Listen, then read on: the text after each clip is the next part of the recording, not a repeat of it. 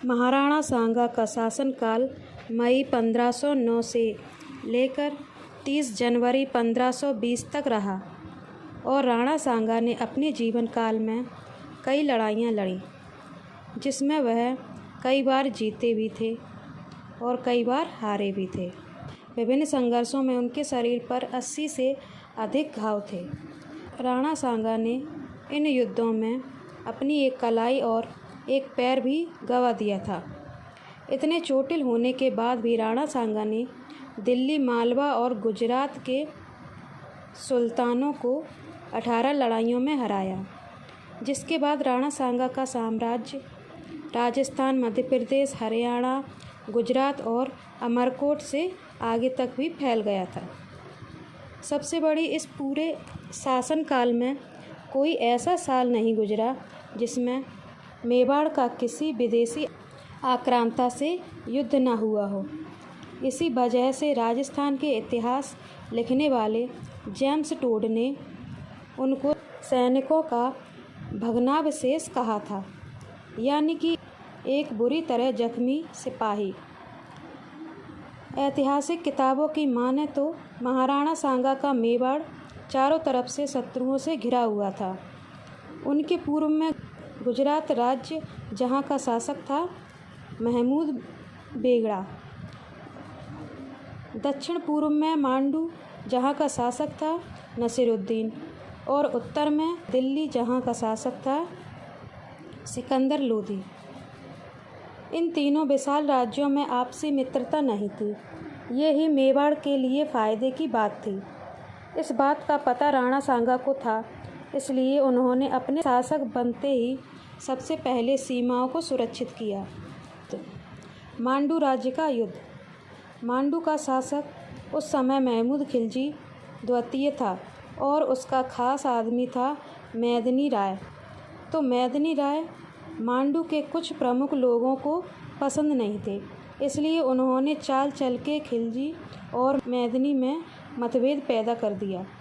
मेदिनी राय को जान बचाकर भागना पड़ा और वह मेवाड़ पहुँचे। महाराणा सांगा ने उनकी मदद की और एक विशाल सेना मांडू पर हमले के लिए भेज दी थी, लेकिन मांडू जाकर परिस्थितियां देखकर सेना प्रमुखों ने हमला टालने की योजना बनाई थी।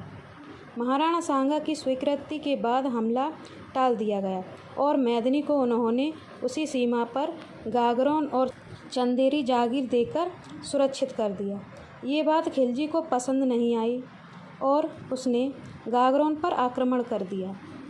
1519 में उस युद्ध में महाराणा सांगा ने बड़ी बेरहमी से खिलजियों को मारा और पराजित किया। युद्ध में खिलजी का शहजादा आसफ खान मारा गया और खुद खिलजी कैदी बन गया। बाद में नरम दिल दिखाते हुए राणा सांगा ने खिलजी को रिहा कर दिया और भविष्य में कभी हमला न करने की प्रतिज्ञा दिलवाई।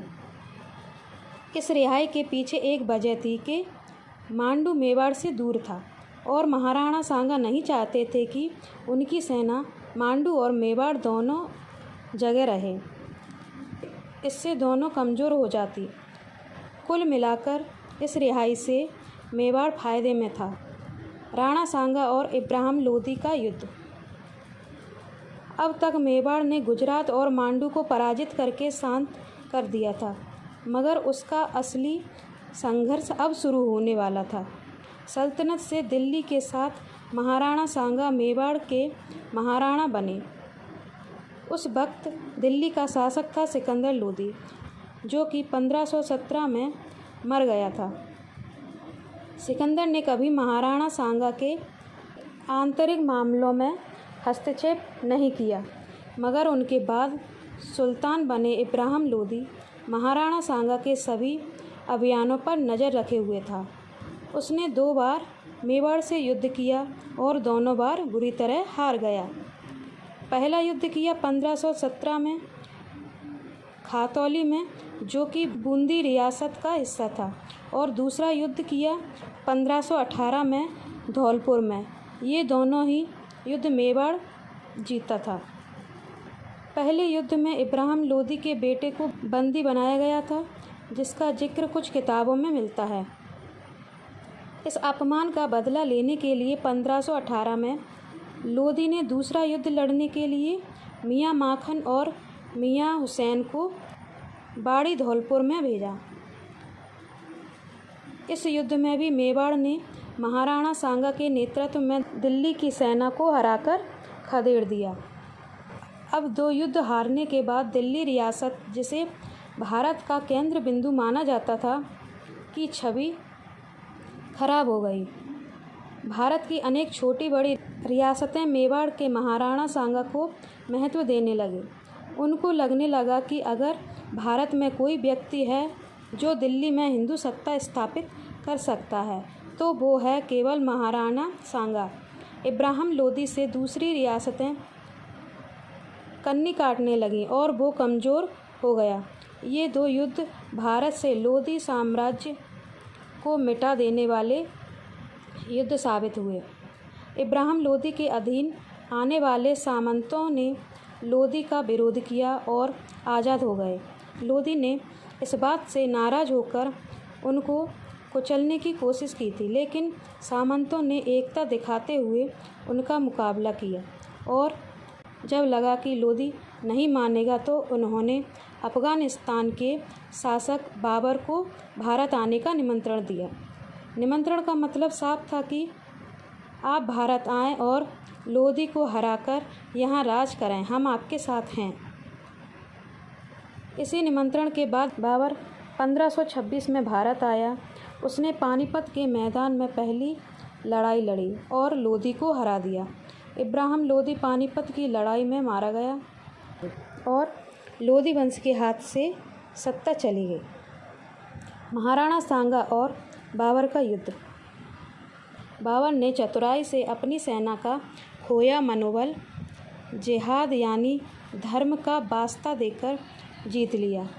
अब उसने महाराणा सांगा के खिलाफ अपनी चाल चली।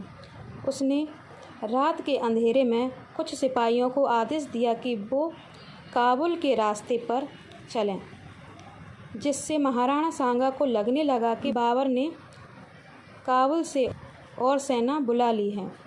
इसके विपरीत बाबर चुपचाप खानवा के मैदान में युद्ध की तैयारियों में लगा रहा। उधर मेवाड़ से महाराणा सांगा अपनी सेना सहित दिल्ली की ओर पलायन कर चुके थे।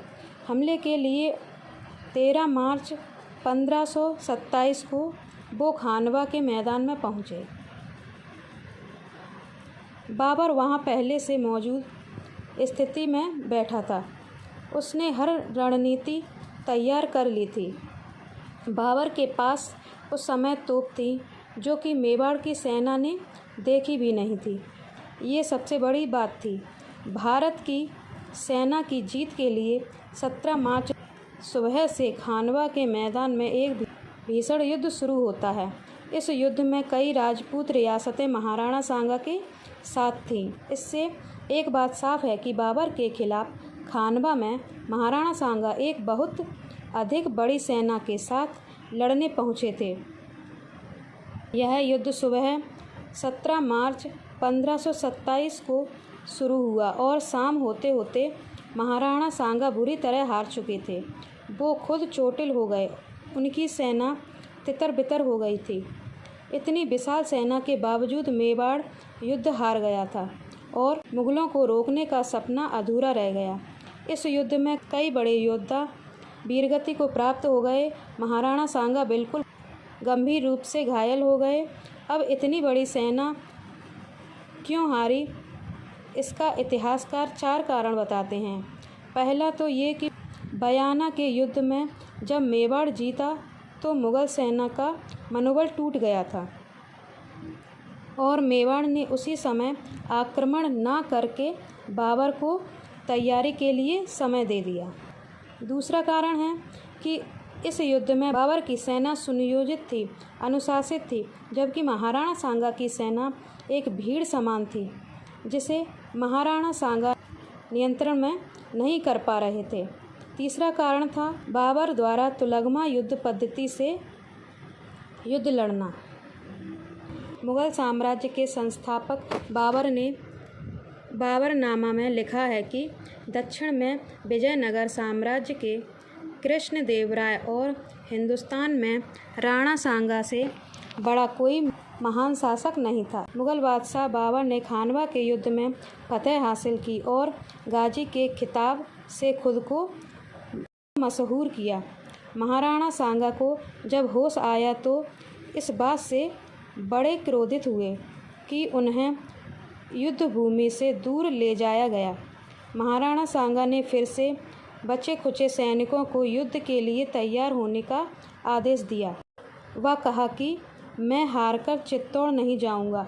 महाराणा की इस जिद से नाराज कुछ दगाबाजों ने उनको जहर दे दिया, जिससे महाराणा सांगा परलोक सिधारे।